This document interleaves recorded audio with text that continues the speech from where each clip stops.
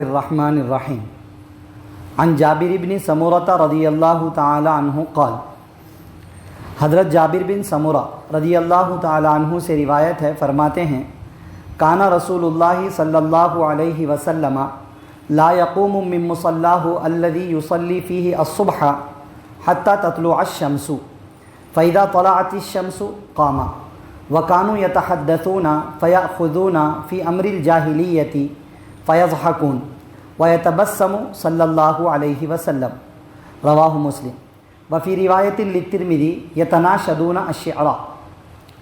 فرماتے ہیں کہ رسول اللہ صلی اللہ علیہ وسلم اپنے اس مصلی سے جہاں پر آپ فجر کی نماز پڑھتے تھے وہاں سے نہیں اٹھتے تھے سورج طلوع ہونے تک، پھر جب سورج طلوع ہو جاتا قاما تو آپ وہاں سے اٹھتے تھے۔ وَكَانُوا يَتَحَدَّثُونَ فَيَأْخُذُونَ فِي أَمْرِ الْجَاهِلِيَّةِ، اور صحابہ کرام آپس میں زمانے جاہلیت کی باتیں کیا کرتے تھے، گفتگو کیا کرتے تھے، بات چیت کرتے تھے، اور اس میں زمانے جاہلیت کی باتیں بھی آتی تھیں۔ فَيَضْحَكُونَ، اور وہ ہنستے بھی تھے۔ وَيَتَبَسَّمُ صلی اللہ علیہ وسلم، اور رسول اللہ صلی اللہ علیہ وسلم مسکرایا کرتے تھے۔ اس حدیث کو امام مسلم رحمۃ اللہ علیہ نے روایت کیا ہے، اور امام ترمذی رحمۃ اللہ علیہ کی روایت میں یہ اضافہ بھی ہے یتناشدون الشعر، کہ صحابہ کرام اشعار بھی پڑھا کرتے تھے۔ آج کے درس حدیث میں یہ جو حدیث پڑھی گئی ہے اس میں دو چار اہم اور بہترین باتیں ہمیں معلوم ہوئی ہیں۔ ایک بات تو یہ معلوم ہوئی کہ مسجد میں آپ صلی اللہ علیہ وسلم اور صحابہ کرام کیسا رہا کرتے تھے، ایک چیز یہ معلوم ہوئی، اور ایک یہ کہ آپ صلی اللہ علیہ وسلم نماز فجر کے بعد اسی جگہ بیٹھے رہا کرتے تھے۔ اس طرح کی کئی باتیں ہیں، اس کو آپ نمبر وار سنیے۔ پہلی چیز جو حدیث میں آئی ہے صراحتاً کہ آپ صلی اللہ علیہ وسلم فجر کی نماز پڑھنے کے بعد اپنے مصلی پر، یعنی جہاں آپ نے نماز پڑھی ہے وہیں بیٹھ جاتے تھے طلوع شمس تک، سورج طلوع ہونے تک۔ پھر جب سورج طلوع ہوتا اس وقت آپ صلی اللہ علیہ وسلم وہاں سے کھڑے ہوتے تھے۔ حدیثوں میں بھی دوسری حدیثوں میں بھی اس کی ترغیب آئی ہے کہ جو شخص فجر کی نماز پڑھتا ہے اور سورج طلوع ہونے تک اسی جگہ پر بیٹھا رہے اللہ کا ذکر کرتا ہوا، پھر اشراق کی نماز وہاں سے پڑھ کر اٹھے تو اللہ تعالیٰ اس کے لیے اس کے دن بھر کا ذمہ لے لیتے ہیں، اور بھی بہت ساری فضیلتیں اس کی ذکر کی گئی ہیں۔ ایک چیز یہ آپ صلی اللہ علیہ وسلم کا یہ معمول بھی تھا، اور آپ صلی اللہ علیہ وسلم نے اس کی فضیلت بھی بتلائی ہے، گویا کہ نماز فجر کے بعد اپنی جگہ پر بیٹھنا طلوع شمس تک یہ سنت عمل ہے، آپ صلی اللہ علیہ وسلم کی عادت مبارکہ بھی ہے، اور یہ سنت بھی ہے۔ سنت اس لیے کہ آپ صلی اللہ علیہ وسلم نے اس کی ترغیب بھی دی، ٹھیک ہے۔ ایک بات یہ ہو گئی جو حدیث میں آئی۔ دوسری چیز جو حدیث میں ہے، حضرت جابر رضی اللہ عنہ فرماتے ہیں کہ صحابہ کرام مسجد میں آپس میں گفتگو بات چیت وغیرہ بھی کیا کرتے تھے، پھر زمانے جاہلیت کے بھی تذکرے آتے تھے، پھر اس میں ہنسی کی بھی باتیں آتی تو ہنسا بھی کرتے تھے، اور آپ صلی اللہ علیہ وسلم ان کے ساتھ بیٹھ کر ان کو دیکھ کر مسکرایا کرتے تھے۔ یہ دوسری چیز یہاں پر آئی ہے۔ اب یہاں پر جو یہ ہے کہ صحابہ کرام بیٹھ کر باتیں کرتے تھے، تو یہ باتیں کب کرتے تھے آپ صلی اللہ علیہ وسلم کے ساتھ، کب ہے؟ تو اس کے دو مطلب علماء نے لکھے اس حدیث کے اندر۔ ایک یہ کہ فجر کی نماز کے بعد سے سورج طلوع ہونے تک بیٹھنے کا جو بیچ کا ٹائم ہے، اسی بیچ کے ٹائم میں آپ صلی اللہ علیہ وسلم صحابہ کرام سے اس طرح کی باتیں بھی سن لیا کرتے تھے۔ صحابہ کرام بات کر رہے ہیں، آپ صلی اللہ علیہ وسلم سن رہے ہیں، وہی ٹائم میں۔ دوسرا مطلب علماء بیان فرماتے ہیں وہ ٹائم میں نہیں، طلوع شمس تک کا ٹائم تو وہ ذکر اذکار کے ساتھ بیٹھے رہنے کا ہے، کبھی بھی اس کے علاوہ کسی اور وقت، کبھی بھی پورے دن کے اندر کوئی بھی ٹائم، وہ ٹائم میں نہیں، بیچ کے وقفے میں نہیں، اس کے علاوہ کبھی بھی صحابہ کرام ایسی باتیں کیا کرتے تھے مجلس کے اندر بھی بیٹھ کر۔ دونوں مطلب ہو گئے، وہ مراد لے لے یہ مراد لے لے۔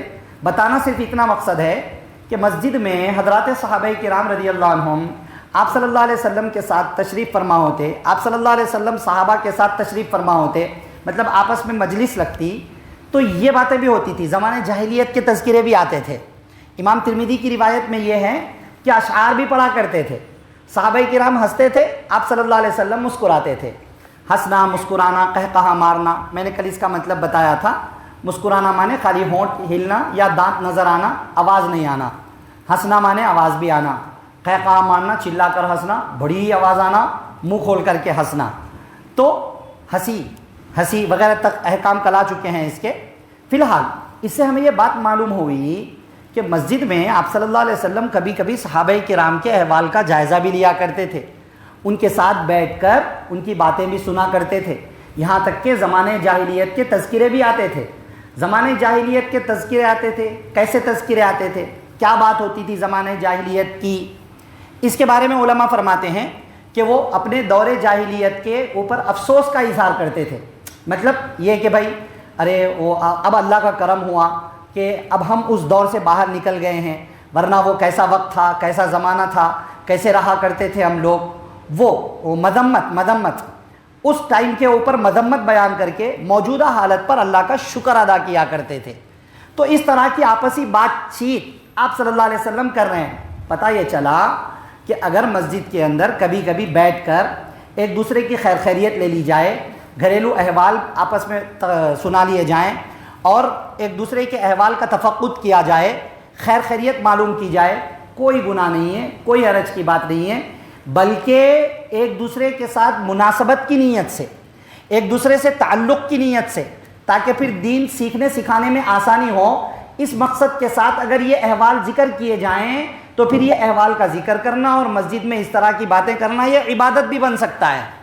نیت کے اوپر دار و مدار ہے اس کا، یہ معلوم ہوا نا۔ اور اشعار پڑھا کرتے تھے۔ اشعار کا کیا مطلب؟ اشعار سے مراد توحید کے اشعار اور اسلام کی بڑائی کے اشعار، وہ اشعار کبھی کبھی آپ صلی اللہ علیہ وسلم کو سنا دیا کرتے تھے۔ یہ ہو گیا سب، حدیث کا حاصل ہو گیا۔ حدیث کا مقصد کیا ہے؟ مقصد کیا ہے؟ بتانا کیا چاہتے ہیں؟ بتانا یہ چاہتے ہیں کہ انسان کو خوش مزاج ہونا چاہیے، مسکرانے کی عادت ہونی چاہیے۔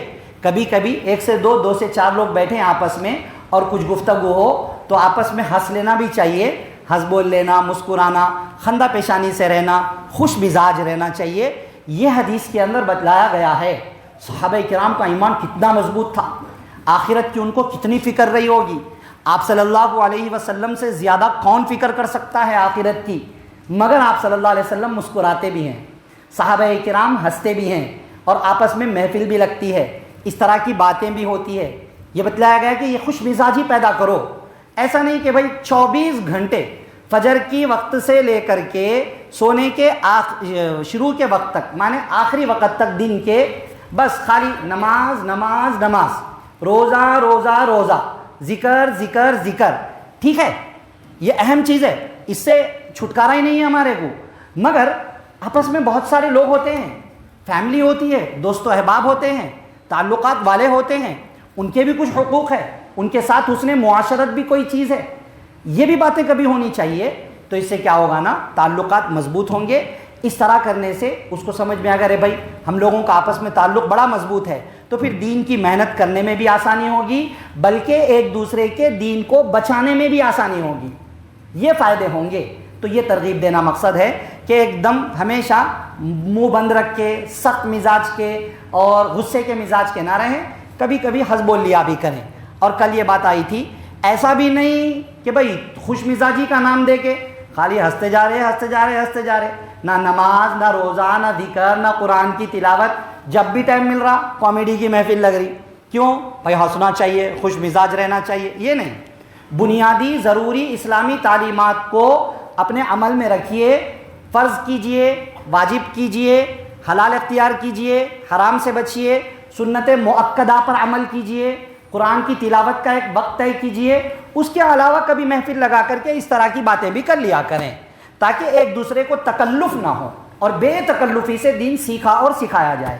ٹھیک ہے، بڑی قیمتی باتیں ہیں، دعا فرمائیے اللہ مجھے، آپ کو، سب دوست و احباب کو، ہر مسلمان بھائی بہن سب کو خوش مزاجی کے ساتھ، ایک دوسرے کے ساتھ حسن معاشرت کو بنانے اور حسن معاشرت کو باقی رکھنے اور دین کے سیکھنے سکھانے کے راستے آسان کرنے کی توفیق نصیب فرمائیں، آمین۔ سبحان اللہ و بحمدہ، سبحانک اللہم و بحمدک، ونشہد ان لا الہ الا انت، نستغفرک و نتوب الیک۔